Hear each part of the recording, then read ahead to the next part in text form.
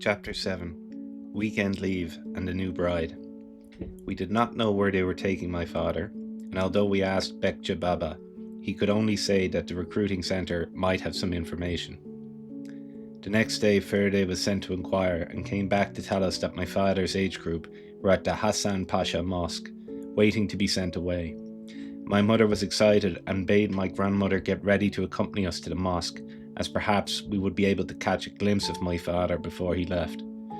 We made our way through the crowded streets, my mother and my grandmother heavily veiled, the latter volubly protesting at having to walk and lamenting loudly for the vanished Murat and the Payton. Hassan Pasha Mosque was built in a garden, high above the street. When we got there were many other women and children, also come to try and see their menfolk before they left Istanbul. Crowded in the garden were the soldiers, looking down at us and searching for their loved ones. One of the soldiers shouted down to us, calling my grandmother by name and telling us that my father was somewhere in the garden. We looked at the soldier wonderingly, for who was this rough-looking person who dared to call my grandmother by her name? Suddenly my mother recognized him, telling us that it was the man who lived opposite us. I could hardly believe her. The soldier in this drab, grey uniform, with his hair cut close against his head, could surely not be the elegant gentleman from across the way, who had so proudly carried his wife on his arm each evening when taking her for a stroll. It was impossible. Where was the similarity between the soldier and the frock-coated, fezzed man from across the street? Tension increased as I saw my father walking to the edge of the garden. There was quite 15 feet between us, and the garden stood so high from the ground that it was not possible to see each other clearly. My grandmother called to him, asking if there was anything he wanted, but he shook his head and said sternly, "Take the children home, and do not come here any more." So we waved our handkerchiefs to him and left. There was nothing else to do. We could not wait there all night, and we could not bring my father home again. A few days after this, we learned he had been moved to Semelye on the Anatolian side for training, and one day my mother took me there with her, hoping to see my father. But it was impossible, and we returned home wearily. When we arrived home, we found that Madame Moujan and her children were with my grandmother, and my mother begged them to stay for dinner, for I think she felt their presence would help us forget about our father's absence. It seemed odd to have guests without my father being there, and to see my mother sitting in his place at the head of the table. The talk was naturally about the war and their absent menfolk. My grandmother inclined still to grumble over changed conditions. She was horrified by the war lust manifest in the bloodthirsty youth of the district, the only youth she ever saw, and those only from her own window, for she could not be persuaded to go out on foot. And she was piously indignant that the Sultan and his government should be so inconsiderate as to leave all the women without their men to protect them. But we others were growing accustomed to the idea of war, and even to the absence of my father. My mother seemed a different person without him, more competent now that she had not his shoulder to lean on, and more decisive and less inclined to sit doing pretty, useless embroidery. She made an effort to instill some scholarship into me, since there was no school to which I could be sent, but it was not a success. She had not the teacher's patience, and I had no inclination to learn from her. She was very affectionate with us, but curiously detached. It was not possible for a child to want to run to her or sob against her shoulder his small fears. We children appeared to be the merest incidents in her life, and my father a sort of god. One day, Aunt Aisha came to visit us, bringing a tall, gaunt maid with her as a chaperone. She looked very thin and was distressed at having to travel without my uncle, saying that the noise and confusion in the streets frightened her. She asked for news of my father, and my mother told her where he was, and she replied that Uncle Ahmed was outside Turkey altogether. Then sat twisting her hands as though that knowledge was a fearful knowledge to hold, and to be outside his country the most terrible thing that could happen to Uncle Ahmed. During dinner that night she ate little, though Ferde had been at pains to prepare all her favourite dishes.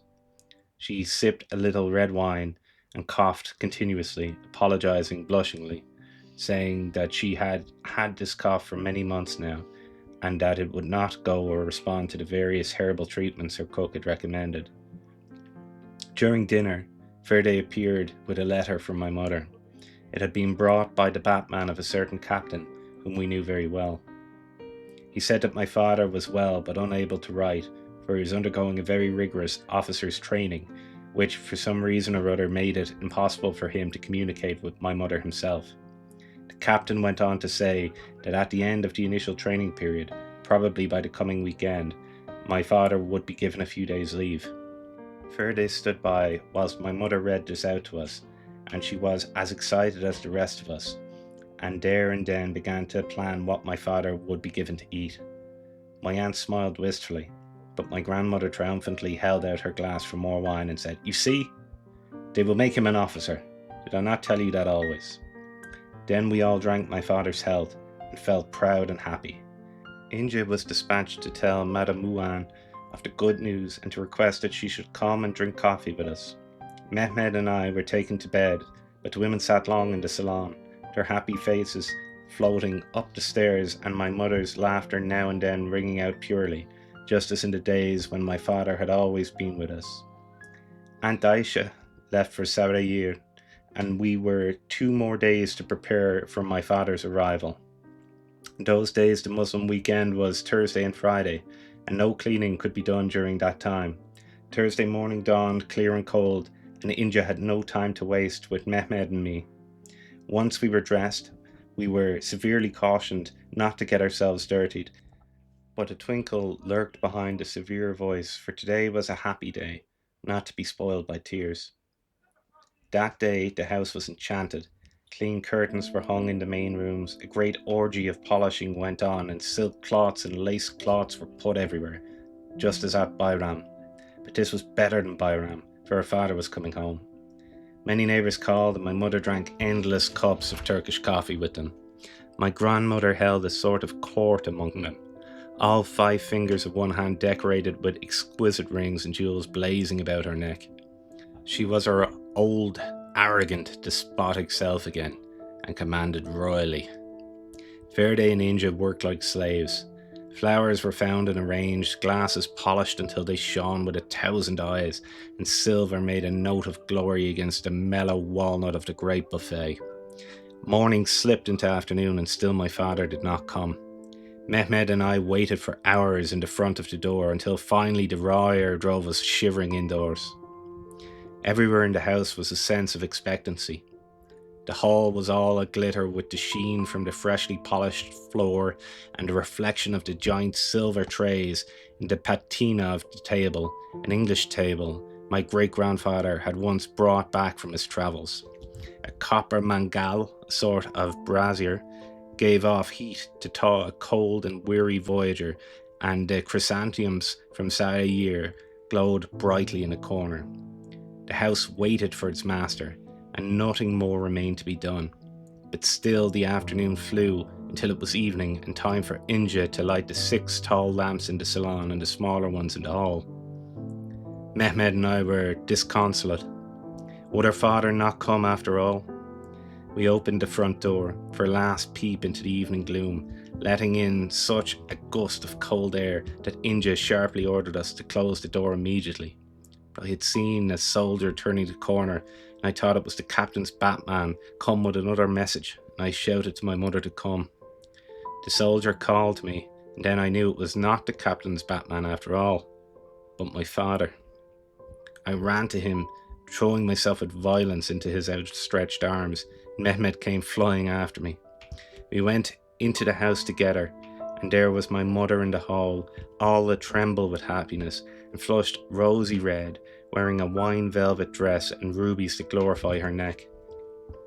Such laughter and tears there were suddenly such excited question and answer, for the master of the house was home again, and the old house creaked in its joints and sat back content to shelter such radiance. My father looked drab in his uniform, and said he only longed for a bath and a change of linen, for the coarse army underlinen chafed his skin. He was gay and talkative, glad to be home again, hiding his unhappiness at being in the army. He said he would be training for several more months, adding that that was all to the good since it meant he would remain in Somalia and might occasionally be permitted to come home. He mentioned the commanding officer, a man who had been a great friend of my grandfather's, but he only touched lightly on him, saying that one could not expect favours in the army. German officers were attached to the unit, Prussian upstarts he called them, adding that there was no love between Turkish officers and the strutting Germans. My mother shone quietly for the 2 days he was at home, but on the last evening I wandered into the salon on a conversation that was to puzzle me for a long time. Anything may happen, my father was saying earnestly, adding, but if I am not here at that time, I would like the baby to be called Muaz or Arif if it is another boy. Here I saw the ever-alert Inja look across to them. She was pouring coffee at a side table, and I was intensely curious, wondering what baby they were talking about. I had not the courage to ask questions. In any case, the subject was abruptly dropped since my father noticed the proximity of Inja and my own staring face. When my father left to return to his unit, everyone was cheerful, for this time we knew that he was only going as far as Somalia and might soon be with us again. Au revoir, my mother called gaily to his hand wave, and Mehmed and I remained to watch him out of sight. Then we went back to Inja and daily routine, and we none of us knew that this was the real goodbye. Some weeks later, a letter was brought from my father. My mother kept that letter all through her life, and it is in my possession today, almost our only souvenir left from those times. So you see, we shall be leaving Somalia almost immediately. Our training is not finished, and what they intend doing with us nobody knows. So for the time being, we march with the rest. We shall leave by train, so come to the railway track tomorrow morning. I cannot give you a time, but I would like one more glimpse of you before I go. Let the children come too. There is nothing more that can be said here, but I pray God all goes well with you. I leave you and my unborn child in the hands of God, and kiss from your eyes. My mother cried over this letter, but my grandmother was offended because my father had not mentioned her and sulked a little for the ingratitude of all sons when they take a wife. Mehmed and I were excited to be going to the rail tracks. They ran across the bottom of the big waste field behind our house, and although they could not be seen from the house, very often one heard the rumble of the infrequent trains. It seemed very romantic to us that our father should travel in such a fearsome monster as a train, and we bitterly envied him. Inja said to me that day, "Perhaps soon you will have a baby brother or sister. Shall you like that?" "No," I replied, appalled by the thought of a new baby in the house, for perhaps some subconscious memory lingered from Mehmed's boyhood, when I had been continually hushed into silence. "But perhaps it will be a lovely baby sister," persisted Inja, until she finally roused my curiosity. "Who will bring it?" I wanted to know. "One of the pigeons in the garden, one of your pigeons, will bring it from your father." "This morning?" I asked. "Or tomorrow, when we go to the tracks to see my father?" "No, silly," said Inja. I lost my interest immediately, uninterested in the arrival of such a remote baby. "Did my pigeons tell you?" I asked finally, not quite able to entirely dismiss the subject, and when Inja replied that they had, I sat and thought about her words, then dragged Mehmed off to the garden to look for the knowledgeable pigeons. They strutted at the bottom of the garden and thought we had brought bread for them. And to all my questions they only answered "cuckoo," their soft, throaty voices. Mehmed maddened me by rushing at them, his arms flapping, and they took fright and circled irritatingly above my head. "Tell me," I shouted at them, and they replied "cuckoo, cuckoo," curving and diving and circling, and I sadly decided that Inja must have some very special knowledge of pigeon language. Next morning we were wrapped in heavy overcoats and scarves, and taken with my mother and my grandmother to the bottom of the waste field, where we could see all the passing trains. It was bitterly cold, and many trains passed that day, all of them overflowing with soldiers, who shouted and sang and waved to us, but my father was not amongst them. Trainload after trainload passed us, and still he did not come, and after 2 hours we children were almost crying with the cold, stamping our feet in an effort to keep warm. "Perhaps he is already gone," said my mother, her voice despairing. "Perhaps he passed this way when we were still sleeping." On came the thundering trains, bound for Edirne, and God knew what hell afterwards. On the other line we saw a Red Crescent train come in, and I felt my mother shiver beside me as she said to my grandmother, "An ambulance train, mother. I wonder if they are sick or wounded soldiers." My grandmother replied, "Stop tormenting yourself like this." The Red Crescent train slipped past with its weary travellers, and then another train, coming in the opposite direction, caught our senses. With such sudden sadness that we were almost startled, we saw my father's face at a window, and his white handkerchief waving to attract our wavering attention. "Look," Mehmet shouted, "it's Baba." My mother waved to him and threw reckless last-minute kisses, half laughing, half crying in her excitement. As the train roared past, my father leaned far out the window and shouted, "Goodbye, God bless all of you." And my mother cried back to him, "Not goodbye, Husnu." But the train had passed on, so perhaps he never heard what it was she said to him, those last poignant words which she did not know were to be her last words to him. One little moment more, we saw his outstretched hand and the waving handkerchief.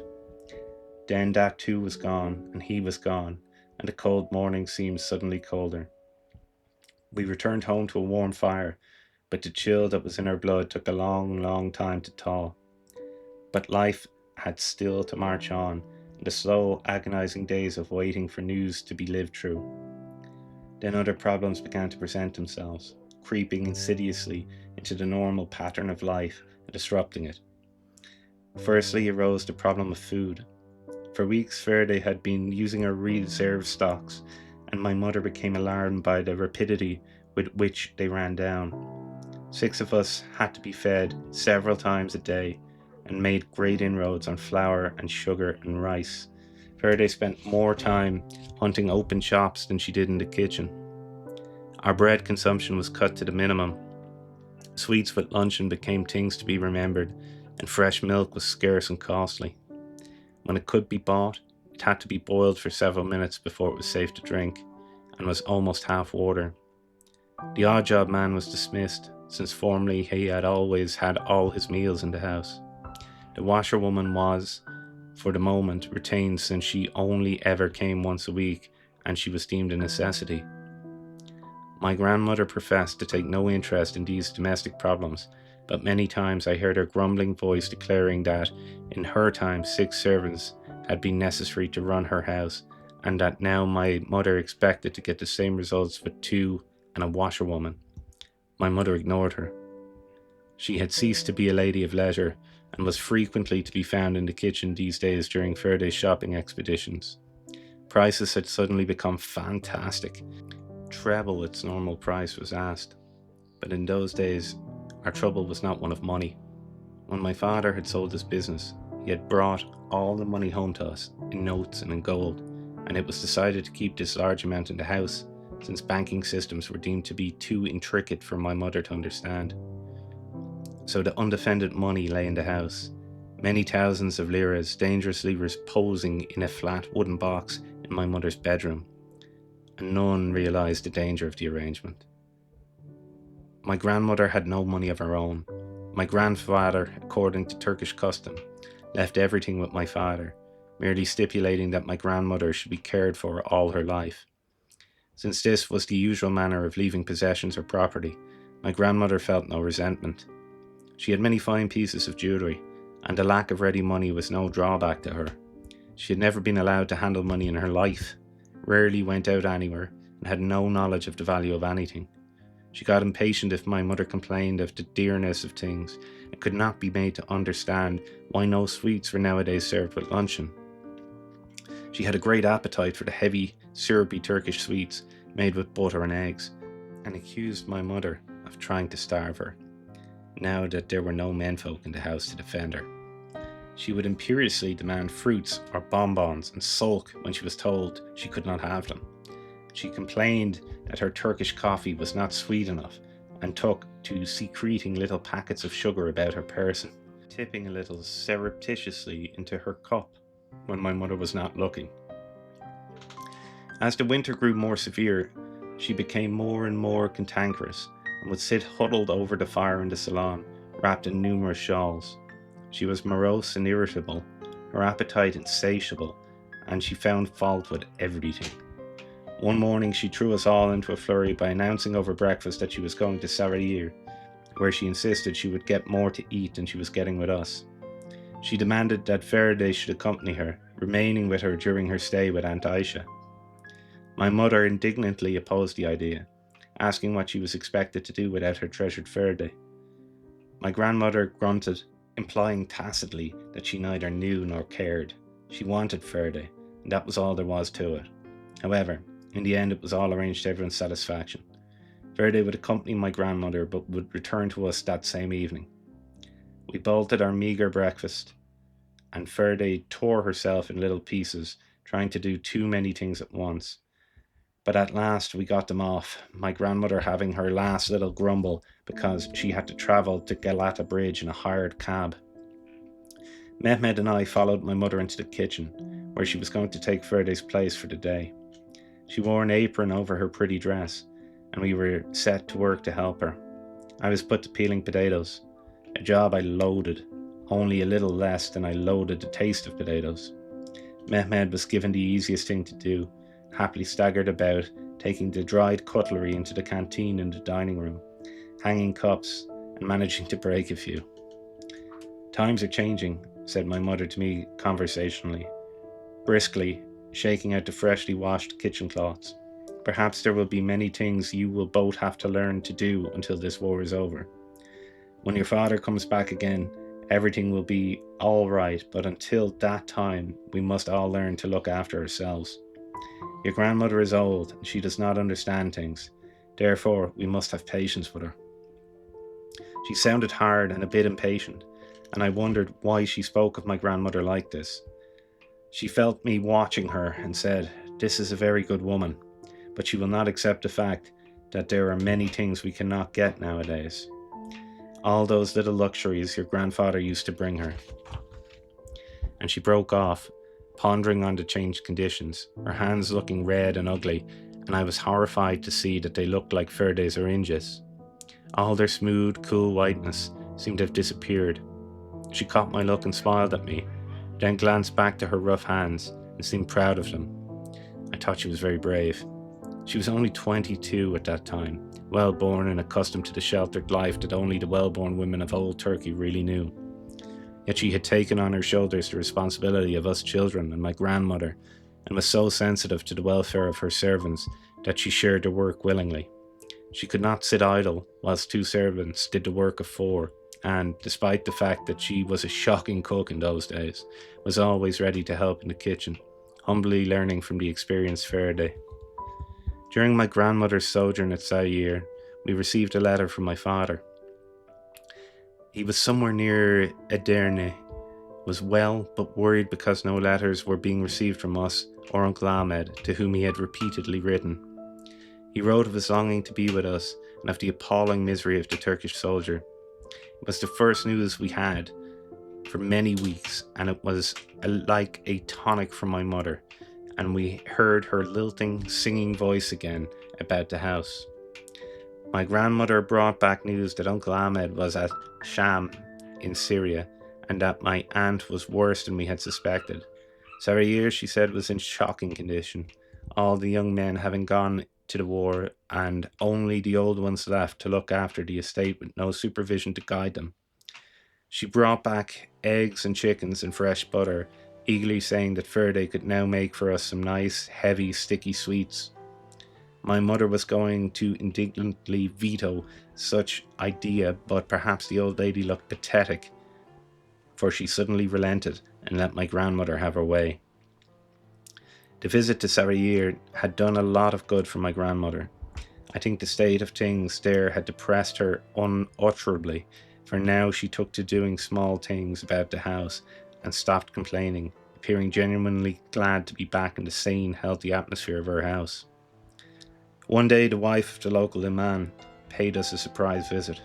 She was a vast caricature of a woman with, with treble chins and a bosom that shot straight out like a board. She sat very upright in the salon, obviously not wanting the presence of Mehmed and me.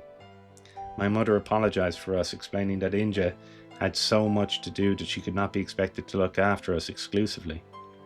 The imam's wife nodded gravely and said she quite understood, but her hard eyes raked us with positive dislike, and I felt quite sure she did not understand at all.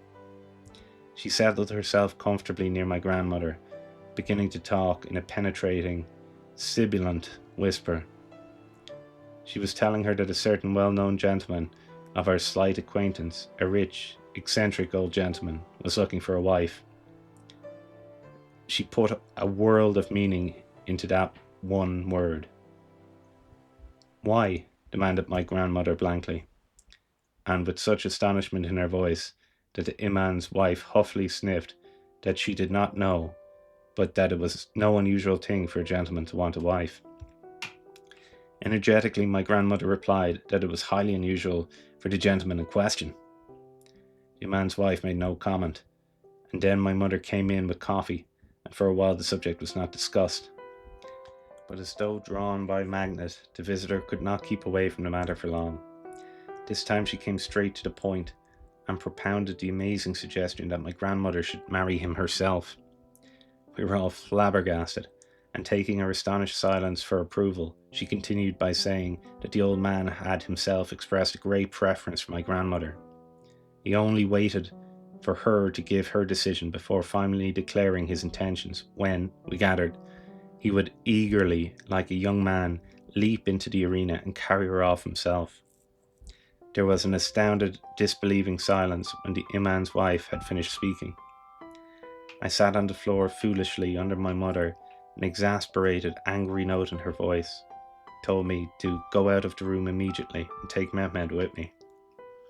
I rushed in search of Inja to tell her what I had overheard. Her reaction disappointed me, for she sagely nodded her crinkly head and said that she knew all about it. I could not believe her, but she reassured me that every servant in the neighbourhood knew, for they had been informed many weeks ago by the old man's cook, who was too astute to let such a matter pass her ear. I could not imagine anyone wanting to marry my grandmother, for she seemed incredibly, unromantically old to me, though Inja pointed out that she was still several years short of 50 and a recognised hostess in the district. What this had to do with her marriageableness qualities, I did not know, but Inja assured me they were both very important. I heard no more about the matter for several days, for my mother would not discuss anything of such a delicate nature before us. Neighbours took to more frequent visiting, to my usually hospitable mother's annoyance, for she had to provide coffee and sugar was short. Madame Mouin breathlessly arrived to give her advice. She pointed out what an excellent match this would be, since the old man was fabulously wealthy, owning more coal depots and wharfs and heaven knew what else. And, best of all in her opinion, he had no tiresome relatives to interfere, saving a nephew who could be trusted to behave. My grandmother noticeably weakened, and my mother grew more and more tight-lipped, seeing the whole situation as a farce. "Have you lost your senses?" she demanded one day in exasperation. "What do you suppose Ahmed and Husnu will say to such a marriage?" My grandmother replied that Ahmed and Husnu had their families around them, and that she had nobody to care about her, and that she did not wish to grow old and lonely and a burden to all about her in this house. My mother turned her face from such reasoning, and a coldness blew shatteringly between the two of them. Mehmed and I were insatiably curious for knowledge, anxious to know the outcome of such an odd, unorthodox courtship, but little enlightenment came our way. Then one day my grandmother defiantly announced that her mind was made up and she was going to marry her rich old man. Mehmed and I wriggled with excitement, but my mother received the news coldly, merely saying that she would immediately set about listing my grandmother's furniture and belongings, as she supposed she would be taking them to her new home, Never was a marriage arranged with such a lack of warmth, such formality. New clothes were prepared for everyone, and fair they drew again on our precious food stocks, for a reception was to be held in our house. On the marriage morning, Madame Mougin, the imam, who was going to perform the ceremony, and his capacious wife and several neighbours gathered in the salon to await the arrival of the bridegroom. My grandmother looked pale and composed and utterly magnificent in grey-watered silk, a material all the rage at that time in Istanbul. The old man arrived in his carriage, his nephew assisting him into the house, for he was very gouty. The imam read from the Quran, and after several minutes, my grandmother became a bride for the second time in her life. Congratulations, false and unreal as a winter's sun, broke out. Liqueurs and bonbons were distributed before the more serious eating really began. My mother drank to the couple's health, but looked forbidding and was nothing more than politely formal to my grandmother. Later in the day, the bridal pair were handed into their elegant carriage. My grandmother, looking suddenly lonely, drove away to her new home. In the evening, 3 porters from the old man's house called for my grandmother's furniture. For the next hour or so they were busy removing it, and things kept shifting in the salon and in the dining room until I had a fearful thought that nothing would be left for us. Last of all, they stripped my grandmother's room, and that for me really was the end of her.